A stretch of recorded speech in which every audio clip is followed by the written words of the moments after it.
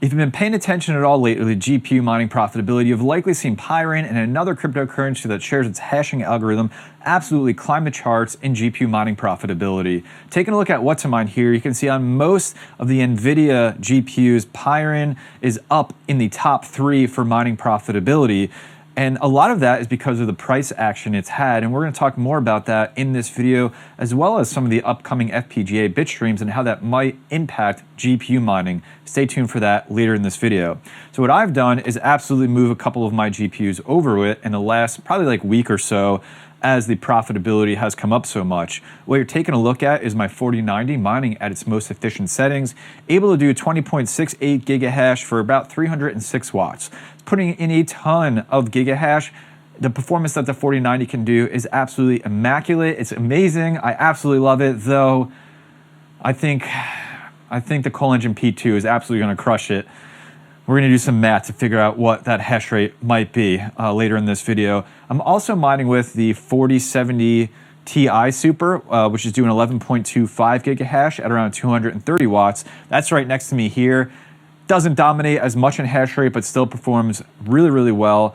And it's been doing exceptional. And I have both of those over on Unmineable right now, just continuing to gain more Nioxa. You can see the 2 Pyrinhash workers right here. And if you want to use Unmineable and you want to save on fees, not sponsored, but there's my referral code, #RedFox, gives you something, gives me something, everybody's happy.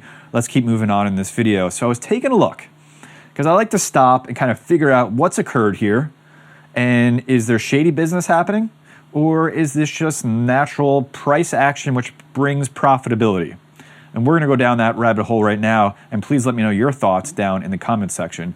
So I'm over on 2 miners, looking at the Pryin hash rate going back this month. And you can see that it's absolutely exploded in hash rate, especially around March 17th and 18th. The hash rate has, what was that, doubled or over doubled on the network, which, yeah, that can definitely be because of price action. So let's go take a look at that. I'm on TradingView, and you can see in that same time frame, March 17th, 18th, the price has gone up dramatically, and we're looking at an almost 300% increase in price and a 21 cent gain on the price of Pryin in that same exact time frame.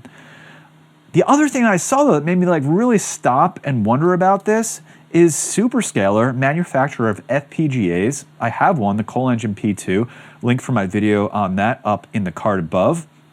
And on March 20th, they announced the new mining algorithm Pryin is going to be supported on all of their FPGAs.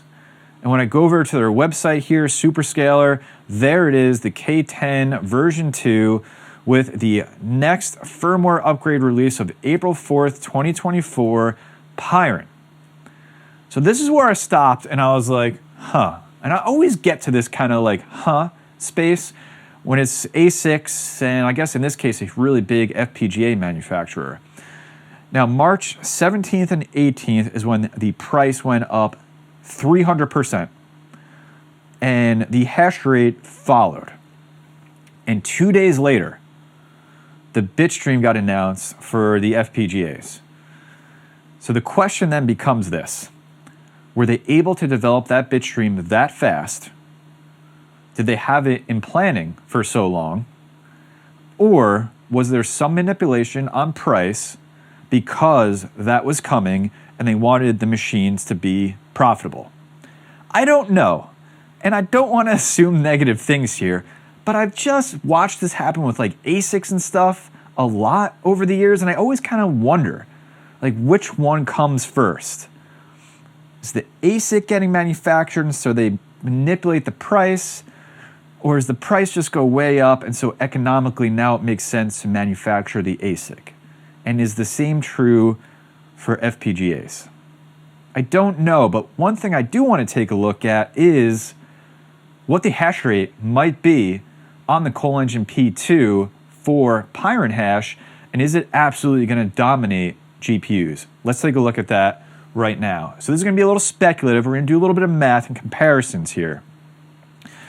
So this is what the ColEngine P2 can do on all of its currently supported algorithms. By the way, Jingle Mining sent the ColEngine P2 over to me. I absolutely love it. It's fantastic. You can watch my full review video and thoughts on that. I'll leave it linked down in the description. But we're going to take the performance that it was able to get on the algorithm and reverse engineer what I think the Pyrinhash performance will be. And then I want to take a look at what its profitability will be. And we'll see if we're right when that algorithm bitstream comes out in just a week or so. So I have my 4090, which is the best performing core GPU. And I have it on two algorithms to compare. A Lathium, which is doing a little over 6 gigahash, and Ironfish doing about 56, 57 gigahash. And then I looked at what the ColEngine P2 can do in the same exact algorithms to figure out what gain in performance the ColEngine P2 has over a 4090. So I scroll down, you can see that here. On a Lathium, it has a 6 times performance gain, and on Ironfish, it has a 5.5 times performance gain. By the way, depending on when you're watching this video, we're still talking about Ironfish on Blake 3. It hasn't moved over to FishHash yet.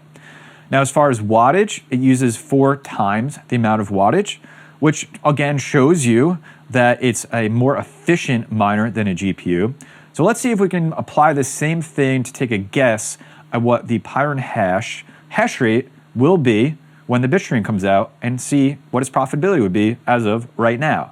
So let's just take the conservative end of this and say it's going to be like Ironfish and 5.5 times better performance. So we're going to take equals 20.68 and we're going to times that by 5.5. So I think we can expect, we'll just say around 114 gigahash on the ColEngine P2. And then we got to figure out wattage, which is around 4 times. So pretty easy. We're just going to do equals that 306, and we'll times that by 4. And so yeah, there we go. We're going to say it's going to do 114 gigahash for 1,224 watts. Now let's take a look at what that profitability might be back over on what to mine. So we're going to go find Pyrin. Oops. There it is right here. And let's enter in that 114 gigahash for 1224 on the wattage. We're just going to leave the average residential electric rate in there and the difficulty value of the last 24 hours. And it looks like we're going to be profiting $12.36 a day, which sounds accurate because if I go back and take a look at my custom miner for the P2 here, that's going to fall pretty much right in line with its current profitability on the other cryptocurrencies it can mine. You can see the Carlson hash ones, it's doing around $14 a day. And then on a Lathium, it's almost $10 a day. So it's going to fall like right in there, which makes me think that this is pretty much exactly the performance that we can expect on the ColEngine P2. But we will absolutely find out coming up shortly when the bitstream releases on April 4th.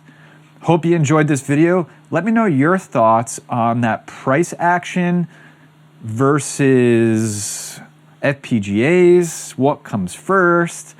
ASICs come first, price go up, then ASICs, FPGAs. I don't know. Let me know your thoughts on all of that down in the comment section below. Hope you enjoyed the video. Have a great rest of your week, and please take care of yourself and each other, and I'll see you in the next one.